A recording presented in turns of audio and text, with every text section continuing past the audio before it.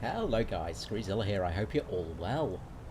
So today I'm going to be doing a bit of a video on bombers in War Thunder. And I'm going to be talking predominantly about, well, people that play bombers. The different kinds of bomber pilots you get. First of all though, let's talk a little bit about the plane. So, I'm in the absolutely stunning B-29 Super Fortress. What a gorgeous plane this is. This plane first entered service in 1943, I think it was. 44, there we go. Its first test flight was 42, and it retired in 1960, so it had a very good life period.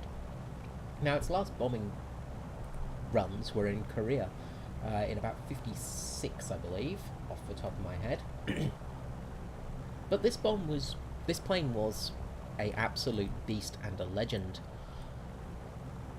To help you understand why it was such a important vehicle in aviation history, let's talk about the cost of this plane for research.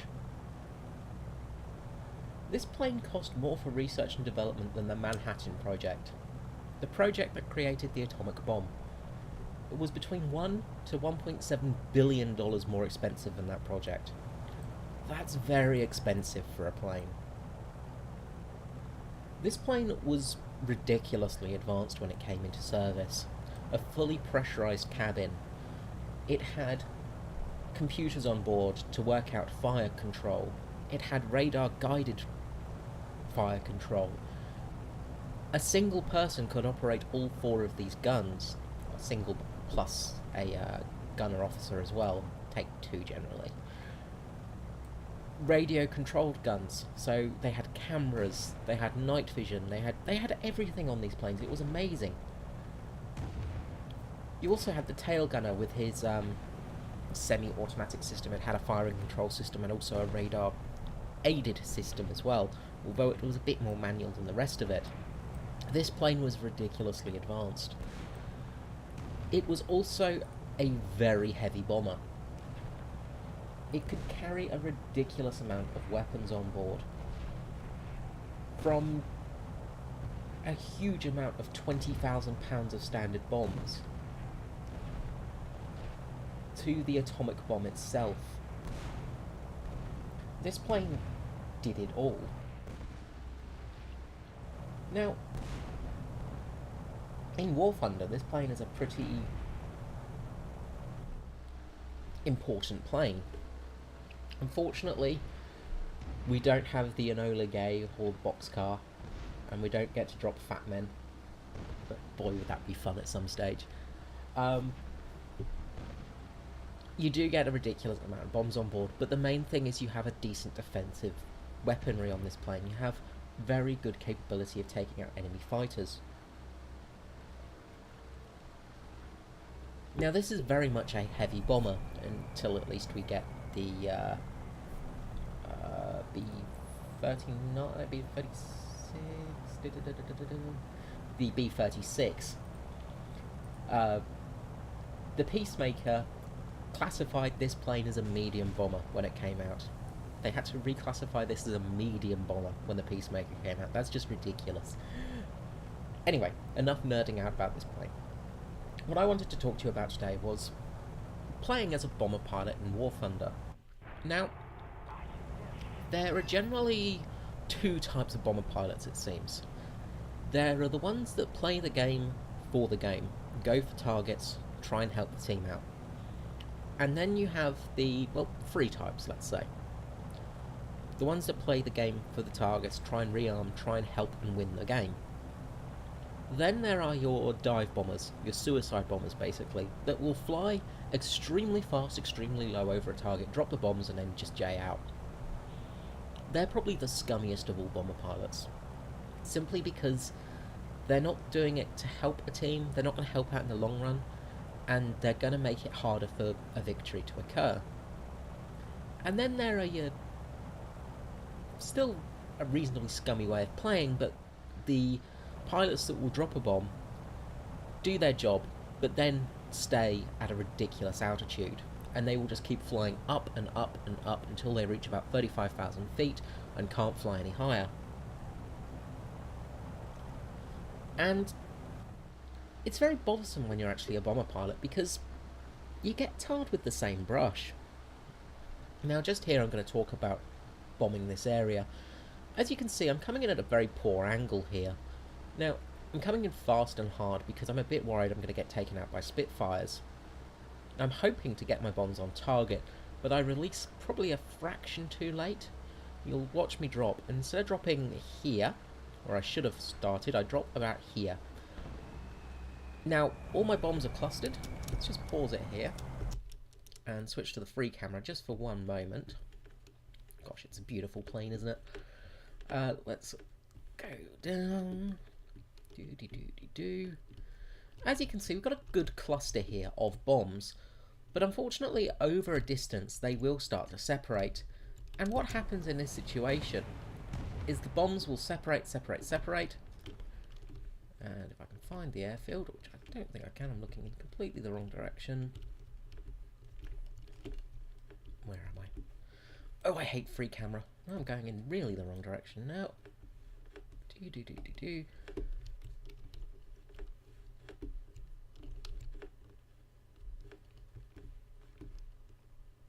Where the bloody hell am I? I've managed to lose myself. But what will happen, there we go, is the bombs will hit, and as you can see, they'll hit across, and my last bomb has landed up over there, which has cost us the game, really. Unfortunately, releasing a nanosecond too late has caused us to miss the base. Now, there's two options here. Either we hope that we've got enough fighters to strike back against the enemy. Let's just look at the team layout quickly. 82, 82, 82, 82, 82, B29, B29, B29. Oh shit. We've even got an F2A1 Buffalo in the match that's J'd out pretty much straight away from the game. So as you can see, we've only got 3 fighters in this match. Yeah. Sorry guys. They're all dead already. Yep. This isn't going to end well. What you can do here though is you can try and get back to base. Now, the B-29s can try and get back to the airfield, get some bombs back, and try to drop some bombs on that base. The AD-2s could go back to base and try and get some rockets. None of that really happens.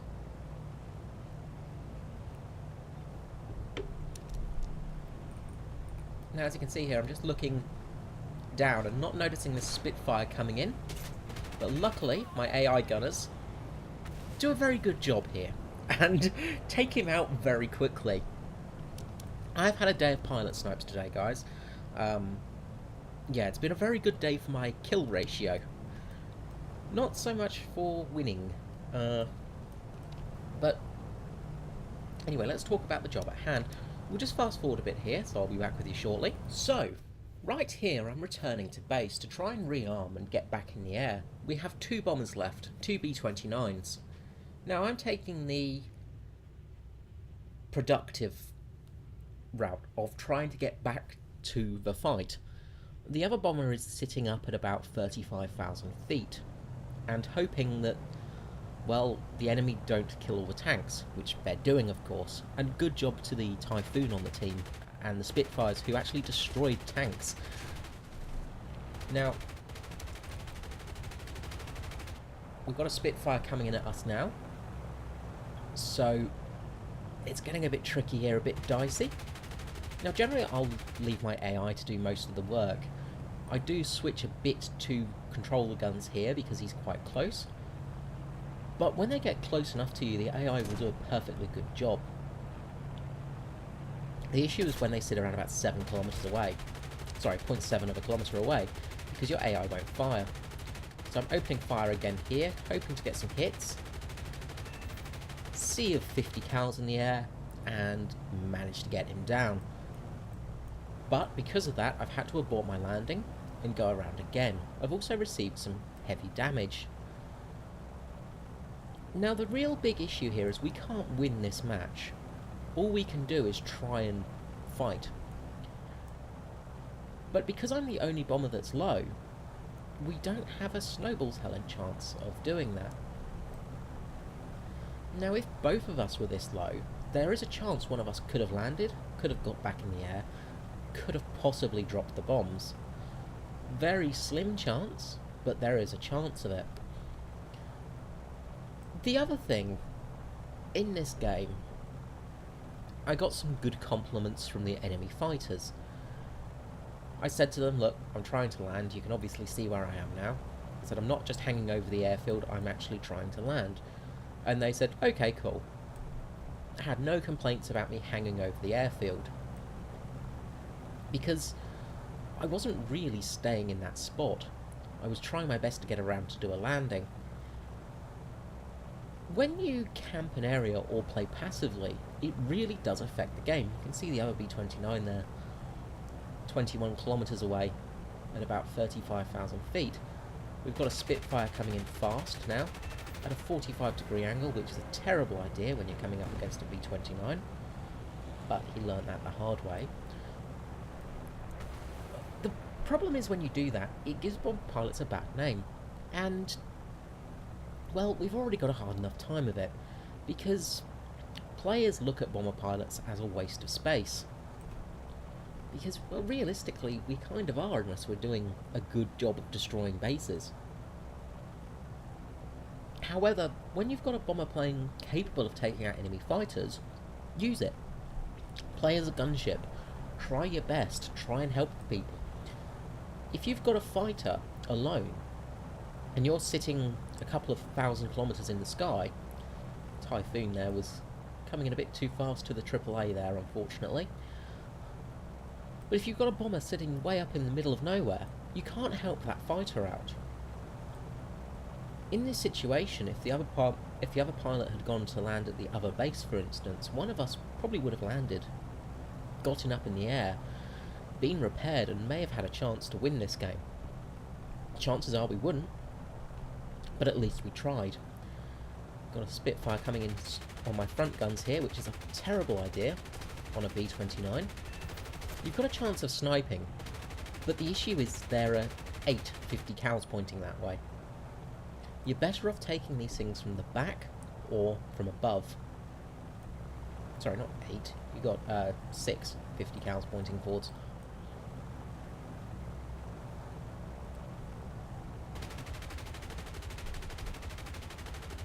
So we'll take out this Spitfire, hopefully.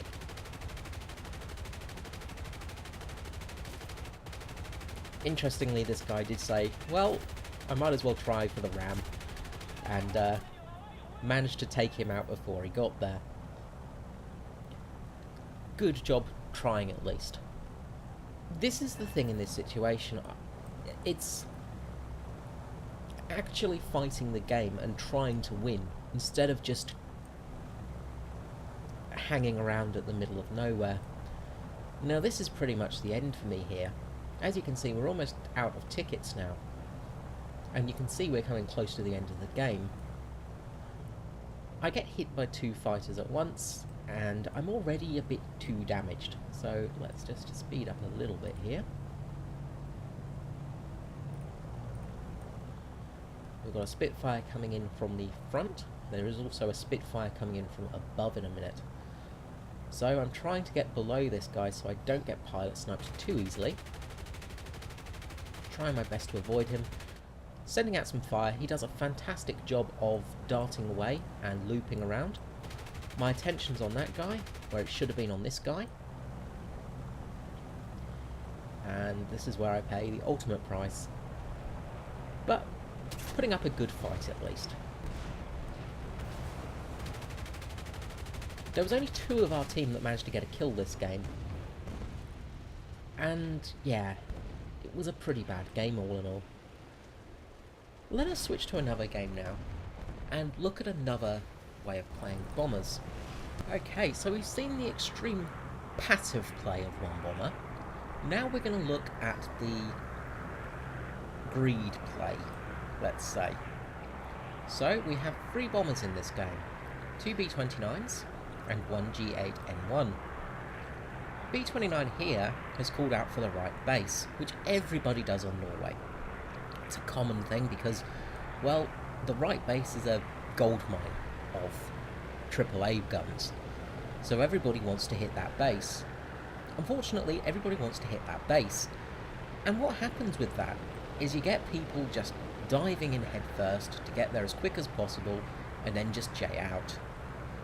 Now the issue with that is you need to basically hit the right base and the middle base at the same time unless you have 3 planes going into that area.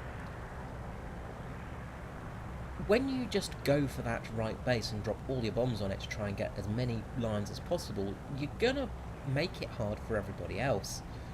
And that's that sort of selfish play style that you get a lot of times with bombers. You've got to have teamwork when you're playing in a bomber role, because if you play together, you've got a chance of surviving. The other thing is formation flight. If you actually have a formation together, there is a chance you're going to make it. Now, you do become a pretty big target to all the fighters, but you're already going to be that target. The one good thing about splitting up is you're more likely to have one bomber get through. But if you have a good formation, you're more likely to take out more enemy planes. So right here, the other B-29's realised what this guy's doing and gone, well, that's the end of that run for me. So he's called the left base, and I've gone, well, I'll go for the middle then. Now the issue with going for the middle base on this place is it leaves you unable to go for any other bases here. If you fly around and circle a bit, you can go for the left base. If you circle this way a bit, you can go for both of those bases. But you are very open to attack. You need to keep speed up to outrun enemy fighters a lot of the time, and we'll have a bit of that in a moment. So we've got a typical Norway play here. Let us just cut to the action.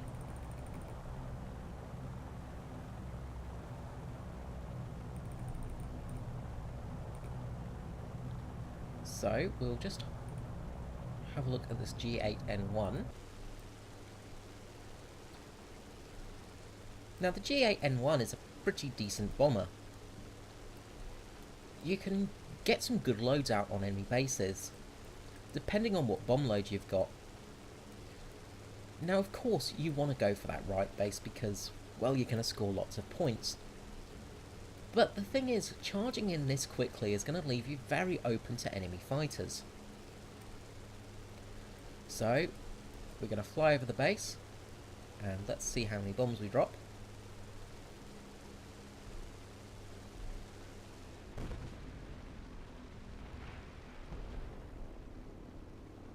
Won't let it show us.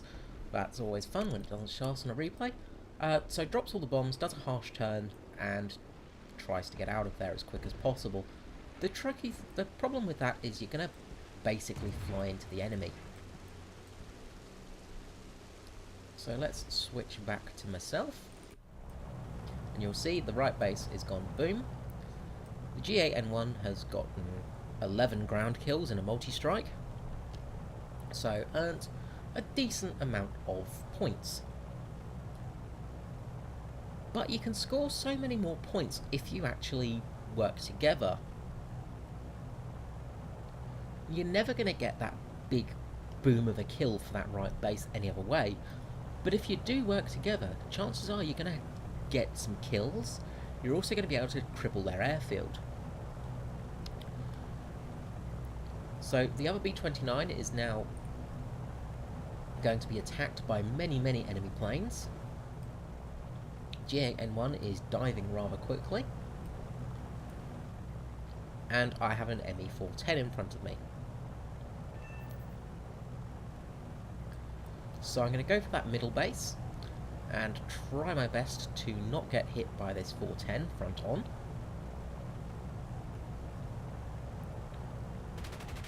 So I do some firing first of all to just put him off a little bit. The other B-29 is severely damaged. As you can see, there's 3 enemy fighters on him now,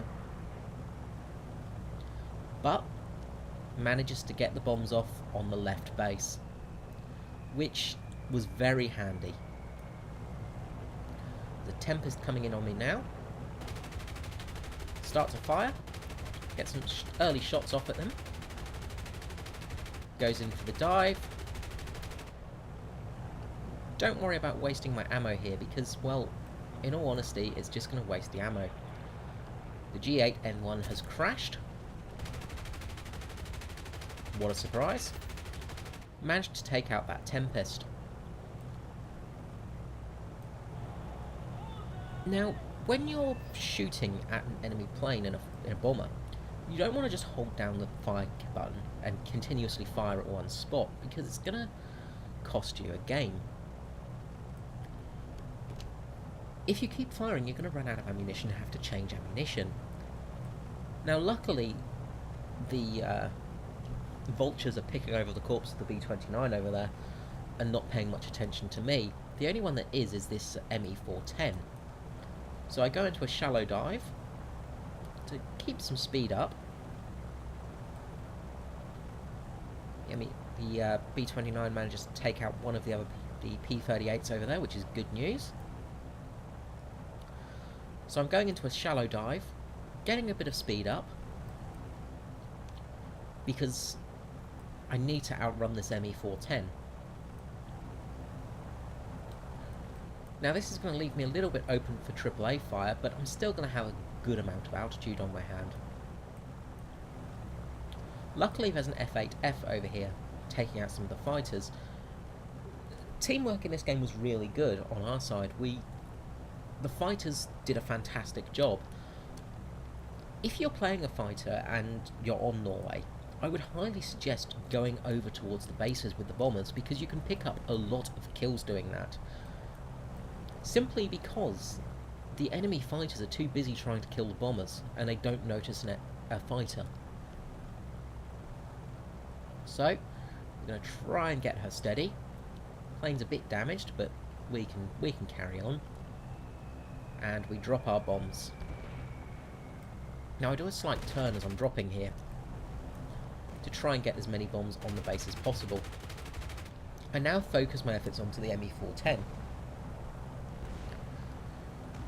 So I'm going to turn, and I want to get as flat as possible onto him. If I can manage to get all my guns firing, there's a good chance I'll be able to take him out. So I start firing now again. A lot of these are going to miss at this range, but you're going to get some hits. Especially when you've got all guns on there. So he's getting to the 1 kilometer range and sits straight on my 6 and is a very easy kill. Now I did receive some damage there. My rear gun is damaged, but I've managed to take out 2 enemies as well as a base and a chunk of the airfield. Now the airfield doesn't really do much when you damage it, but it does sometimes panic people into going over to have a look. Puts people off the game slightly. The rest of our team are doing a fantastic job. We've only lost the bombers by the look of it at this stage. So we've lost the G8M1, which did bugger all in this game. We also lost the other B-29, but the other B-29 did manage to kill another plane. So, if you manage to kill another plane with a bomber, you've done your job, basically. If you just go in for the bases and just quickly J out, not only are you costing yourself profit, but you're also costing your team. Now that last game where I got 4 kills as well as about 7 tons of damage to the bases, I scored 250,000 lions. Now I did have a booster running, but I had the same booster for this game, and although I've only killed 2 planes and done about the same amount of damage, I ended up scoring pretty much the same for my lions on this game, because we got a victory. I know from experience, just going for that right base, you'll end up with around about 80,000 lions without a booster, so it's still very profitable. But if you had landed or taken on a couple of enemy aircraft, damaged them, anything like that, or even got some more kills, you would get a lot more lines for your game. Right now, if you jay out or crash, you might have locked your plane, or you're going to have to wait a bit to get back in it. You may not lock your plane, you may just get straight into another game and just do the same thing over and over again. But you're likely not going to win as many games doing that. You're not going to score as many points for sure, and you're not going to get the research points that you desire. It really pays off to play as a team player, and that's one of the most important things for bombers. Okay guys, I hope you enjoyed this bit of a ranty video on bomber play. Found it useful, for some tips at least. Please, like, comment, subscribe, usual things. Let me know what you think in the comments below. Let me know what you think of bombers as well. As I said, bombers have a very poor relationship in this game. People tend to hate you as a bomber pilot. But you can do so much in this game, you can do a lot of good effort in this game if you play well. Now, I understand as well that not all bombers are as OP as the B-29.